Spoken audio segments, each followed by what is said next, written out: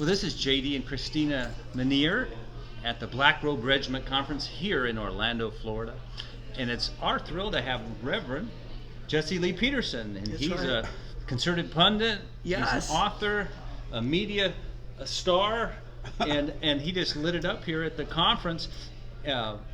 Loved your work with Bond, an organization. You can talk about that because that's rebuilding the family with fathers. That's right. And don't forget his weekly shows that appear on Newsmax TV. WorldNet Daily has a weekly column. So thank you so much for coming on the Concerted Commando radio show. Thank you again for having me. I totally appreciate it. I really thank you for this. Oh, it's a blessing for us. Thank you. Yes. Absolutely. Rebuilding the family with fathers, through fatherhood. Yeah, for 31 years now. I this past February made 31 years.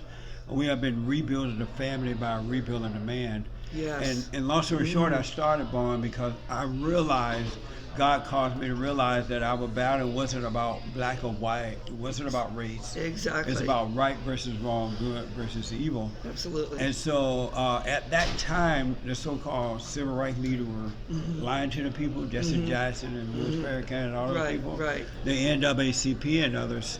And they were telling them, white people hate you because you're black. White people this and white people that. Right. And so I started Bond because I realized that it's about God. It's about loving God with all your heart, soul, and might, and that men need to return to their fathers, and women too. Amen. And so I started Bond to tell that, hey guys, y'all need to go and forgive your parents so you can return to the Father, and you will see that it's spiritual, you've been lied to. Yes. But it has grown so much. It's amazing how much we've got done in 31 years. It's mind-blowing. We now have an entrepreneur academy. We're tutoring, we're counseling. Oh, that's it. Our counseling service is so busy. We're counseling with men and women literally around the world. Africa, Europe, all over, just all over the world, and all over the United States. So, you know, the Lord inspired you to write some books. He did. And you got a new one called The Antidote. You getting rid of blame and victimhood. Yeah. I mean, Healing America, The Antidote, Healing America from the poison of hate, blame, and victimhood. Right. Everybody's a victim now. Sure. You know what I'm saying? Yeah. When I was growing up, we were taught to deal with issues in life. And as long as God is with you, there's nothing that you cannot overcome. That's right. But today, the people are blaming everybody but themselves. Right. They're not taking responsibility. That's truth. And so I write about that, and I put examples in The Antidote of Obama, Jesse Jackson, Muhammad Ali, Louis Farrakhan, and all those people. Yeah. And the one thing they all have in common, they had no fathers. Isn't that something? They had no fathers. Amazing? Yeah. Wow. Al Sharpton, all of them, they had no fathers, and that's why they're out there. They're angry. Satan is their daddy, and they're misleading the people because they had no father. Father, if you have no father, you're going to suffer. Yep. So we got to return to the Father. So you're going to the very heart of the issue of the problem, whether it's racial, whether it's political, whether it's economical, financial, church, whatever. That is part of what you're sharing at this time. Absolutely. Because what I realized is that you can gain the world. You can get all the material things that you want. You can get as much money. Yeah. You can live in whatever neighborhood. Right. Drive fancy cars. Right. But if you don't have love, which is of God, you have nothing. That's right. And I was looking at what America has done for the blacks already. Everything they asked for, they've gotten it. Yes. They wanted to go to the white schools, so they've been integrated. Yeah. They wanted to live in white communities. They've been integrated. They wanted to work with white vendors. So they got affirmative action, and they wanted to get into white schools, into that, and now they want reparation. Enough is just not enough because it's not the issue. The issue thing is a spiritual battle. It's a warfare between good and evil, and what they're really looking for is the love of a father. That's the only thing that's going to fulfill that emptiness. What about entitlement? Because that's such a huge mindset. I know. In so many. So we'll talk about that. And if you look at the people who talk about entitlement, they're not entitled to anything. Right. And then when you give them what they think that they're entitled to, they're still not satisfied, right? Right, exactly. It really like raising children. if you don't raise your kids to be responsible, to love the father and the mother, to treat your neighbor as yourself, and you just give them everything, when they grow up, they're not going to want to go to work because they're going to feel entitled. That nature that God gave them does not develop, that causes you to take care of yourself. So it's not about entitlement, it's about getting out there and doing it for yourself, giving back to the country, and being grateful for what we have. Go ahead. You wrote an incredible book, Scam. I think you've written about 4 books. A few books, but Justice Clarence Thomas, I mean, he gave you a real strong endorsement with that book. Yeah. I mean, you are opening up the pages of what's happened politically with the Democrat Party for years. Absolutely. Tell our viewers, I want them to be able to get your books. They could go to rebuildingtheman.com, rebuildingtheman.com, and get the books. But so Justice Clarence Thomas would see me on Sean Hannity's show and other places. And then some of our guys, at least one for sure, that graduated from Bond, used to clerk for Justice Clarence Thomas. Okay. He ended up clerking. Wow. And so I got a chance to meet the justice. He invited me to his office, and we sat there for an hour and just talked, and it was amazing. Oh, wow. It was like, what you see is what you get. He loved God, he loved the family, he loved the country. Oh, wow. And he knows that it's not about race. Yes. It's not about racism. Yeah. So we're very fortunate to have him. And so when I wrote about Scam, it was about exposing the liars in the black community, like Jesse Jackson and all those guys. And some of these black preachers that are not telling the truth. That's it. It's amazing. How can you be called by God and yet teach people lies? Right. Tell them that it's about race and not about spirit. It's about right versus wrong. Right. And so I write how the black people are being scammed by the so-called black leadership. Wow. They have to turn away from those people and turn back to God. Turn back to what is right. And that's the only way they're going to get better. What has been your response with white folk? Amazing. I bet. That's what I'm talking about as well. Because a lot of white people are afraid to speak up. That's right. And so they know what's wrong. They know that it's not about, they don't hate black people. No, right. It's not about that. But because they've been called racist, and they're afraid of losing their stuff, they're afraid to speak up. So when they hear me speaking up, they love it.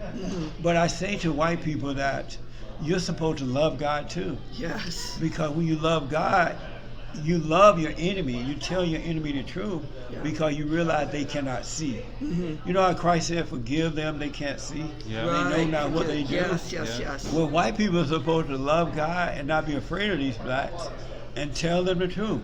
I don't hate you. It's not about racism.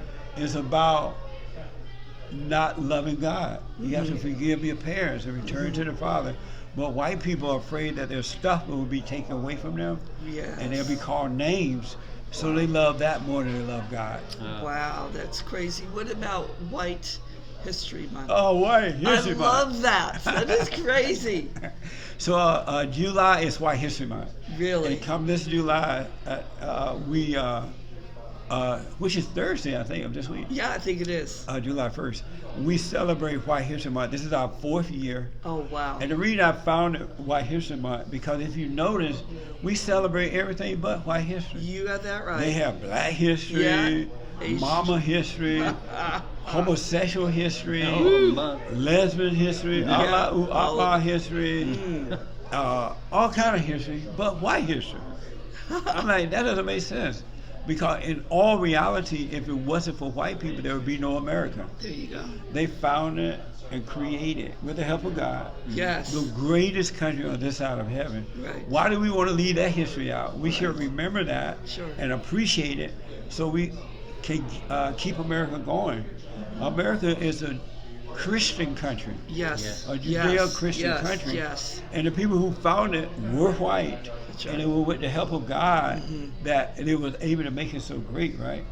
And now they want to eliminate that part of history, and after a while, the young people would totally forget that, and it'll be over for America. And so I started White History Month because July just feels white. I love it. It's too funny. It's 4th of July. relaxation time, reflection, Yes. vacation time, summertime, Yeah. beach time.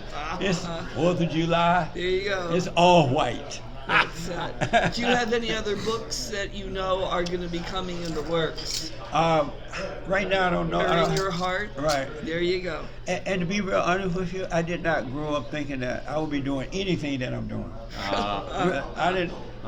I didn't run from God when I was a kid. You know how you hear a lot of preachers say, "Oh, I was called that sin." Yes. But I ran. It was none of that. I had no idea I would start bond. I had no idea I'd be doing what I'm doing, writing books. But I started to get invitations from different publishers to write a book. Wow. And I was like, wow, I never thought about writing a book. Wow. Wow. And so I started writing, and then one thing led to another one, and led to another one. Now I have 3 books and one 7 guarantee guide to spiritual, family, and financial success guide. A little simple, small book, and just step by step how to do it every day. And the simple way to do it is to stay with God. There you Stay go. in the presence of God. Don't compare yourself to others. Right. Don't be in a race with others. Don't be jealous of others. You just do what's in front of you to do and never doubt. You cannot fail in life when you do it that way. Yeah. Well, we're here at the Black Robe Regiment Conference, celebrating the pastors who made this nation great That's and right. our founding. That's right. And you're continuing on that tremendous legacy, Pastor Peterson. And we want to thank you so much. We want people once again to know how to get online, buy your books, engage it, and you speak in all over the nation and world. How can they get in touch with you? So you can go to rebuildingtheman.com, rebuildingtheman.com, or my show is jesseleepeterson.com, Jesse Lee Peterson. For those who don't use the internet a lot, they can call 800-411-BOND, 800-411-2663.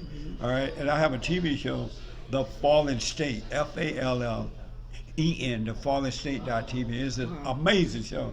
I get a lot of feedback from that as well. So fathers are finding themselves. They're finding it. That's what I want to And you know hear. what's so interesting that I didn't know? That it's the same all over the world. That's what It's literally the same. I don't care what race, how old or young. Yeah. It's about what happened in their home with the mothers and the fathers. These kids and adults are yearning for their fathers. Yeah. And God said there will come a day when we return the children to the fathers and the fathers to the children. That's right. And that's what we got to do. Then you can fight the battle with love, with perfect love, which comes from God. That's it. I remember a famous NFL player turned into prison ministry, and huge prison up in Ohio, and he asked every one of the inmates, how many of you had father at home when you were growing up? Hundreds of inmates. No one raised their hand. Yeah. Right. Yeah. I've done a lot of work in prisons too. I remember, never will forget, I was in Michigan, Lansing, Michigan, and I was talking to the inmates over there, a bunch of them, blacks and Spanish, and a few whites. And when I told them about how they need to return to their fathers, forgive the mothers for turning them away from the fathers, those guys ended up boo-hooing. Oh, wow. They literally boo-hooing. And they were like, why no one ever told us this before? We never knew that we had to overcome that anger. That's right.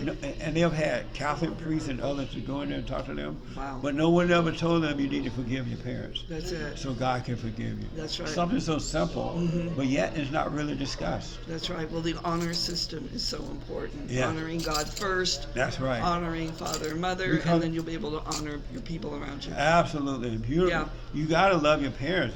And the way you love them is by forgiving them. They did the best they could do. No matter how bad it seemed or whatever, right? Yes. They did what they could do, so forgive them, because we become like whomever we're angry at, and we repeat that cycle. Yeah. But if you forgive, you will start a new generation of love rather than hate. Well, thank you, Reverend Jesse Lee Peterson, for coming on the Concerted Commando radio show. We're up against our hard commercial break. We love you, and thank you so much. Yes. All right. Thank you guys for having me. Okay. I really do appreciate it. Thank God you. bless you. Thank you.